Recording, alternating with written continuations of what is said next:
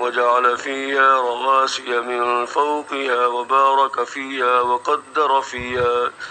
وقدر فيها أقواتها في 4 أيام سواء للسائلين.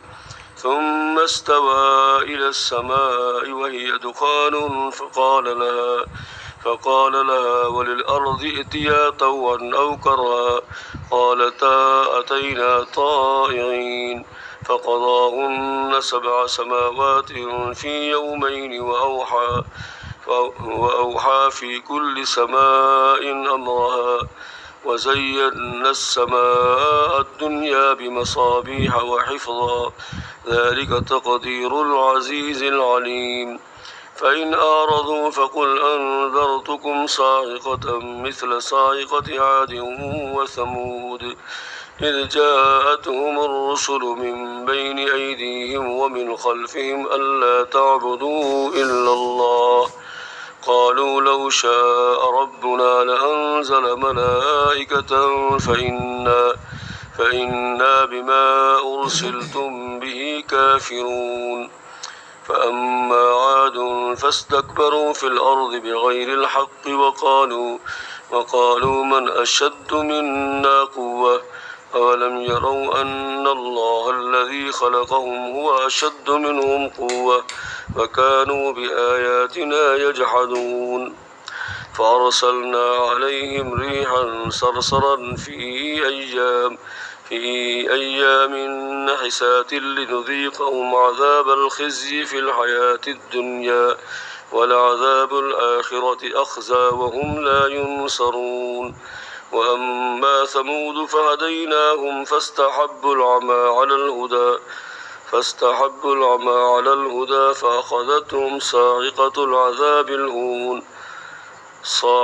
العذاب الهون بما كانوا يكسبون ونجينا الذين آمنوا وكانوا يتقون. ويوم يحشر أعداء الله إلى النار فهم يوزعون حتى إذا ما جاءوها شهد عليهم سمعهم وأبصارهم وجلودهم بما كانوا يعملون. وقالوا لجلودهم لم شهدتم علينا قالوا أنطقنا الله الذي أنطق كل شيء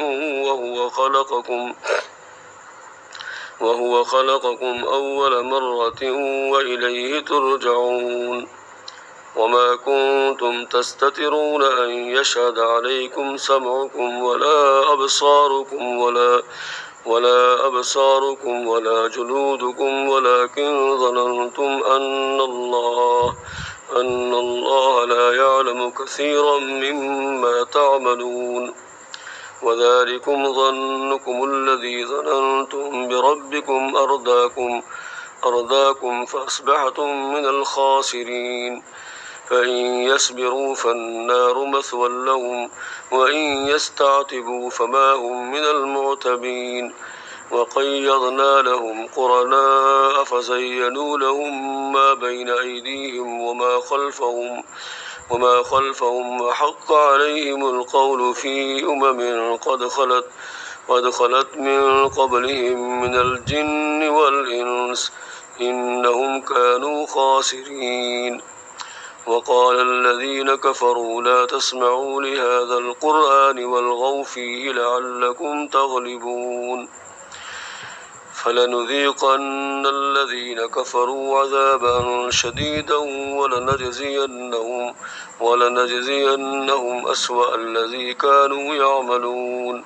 ذلك جزاء أعداء الله النار لهم فيها دار الخلد جزاء بما كانوا بآياتنا يجحدون. وقال الذين كفروا ربنا أرنا الذين أضلانا من الجن والإنس نجعلهما تحت أقدامنا ليكونا من الأسفلين. إن الذين قالوا ربنا الله ثم استقاموا تتنزل عليهم الملائكة ألا تخافوا ولا تحزنوا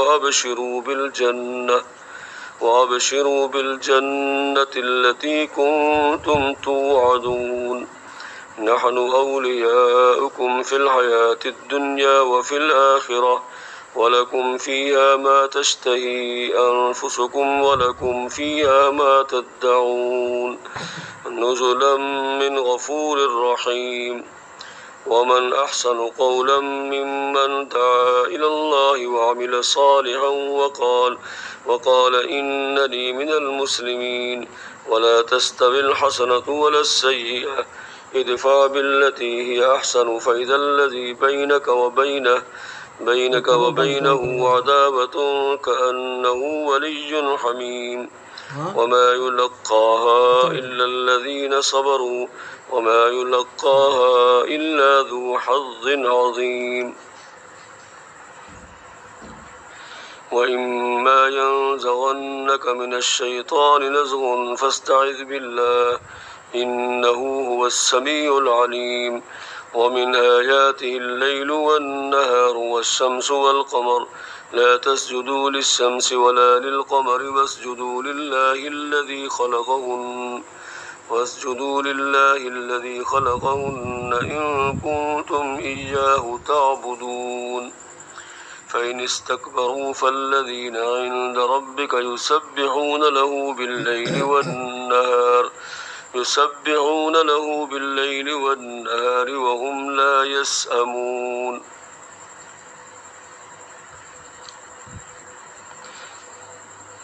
ومن آياته أنك ترى الأرض خاشعة فإذا أنزلنا عليها الماء اهتزت وربت إن الذي أحياها لمحيي الموتى إنه على كل شيء قدير إن الذين يلحدون في آياتنا لا يخفون علينا أفمن يلقى في النار خير أم من يأتي آمنا يوم القيامة اعملوا ما شئتم إنه بما تعملون بصير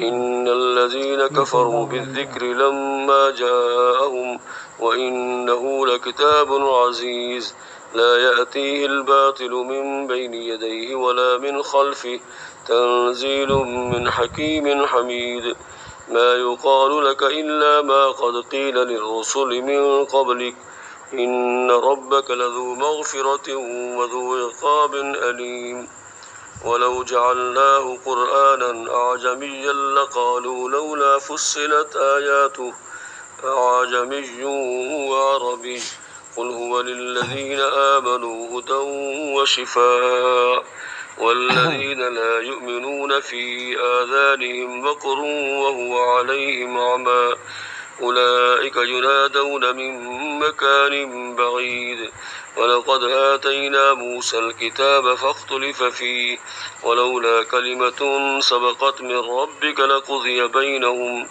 وإنهم لفي شك منه مريب من عمل صالحا فلنفسه ومن أساء فعليها وما ربك بظلام للعبيد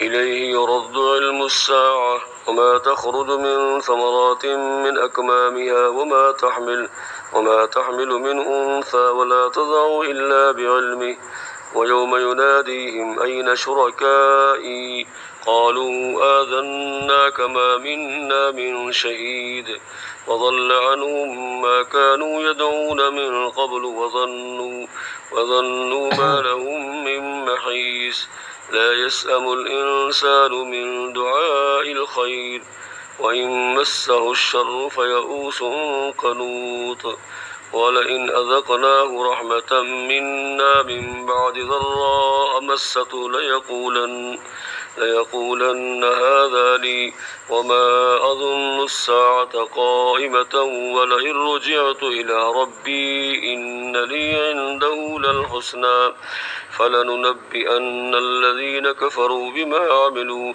ولنذيقنهم من عذاب غليظ. وإذا أنعمنا على الإنسان أعرض ونأى بجانبه وإذا مسه الشر فذو دعاء عريض. قل أرأيتم إن كان من عند الله ثم كفرتم به من أضل ممن هو في شقاق بعيد. سنريهم آياتنا في الآفاق وفي أنفسهم حتى يتبين لهم أنه الحق. أولم يكف بربك أنه على كل شيء شهيد. ألا إنهم في مرية من لقاء ربهم ألا إنه بكل شيء محيط.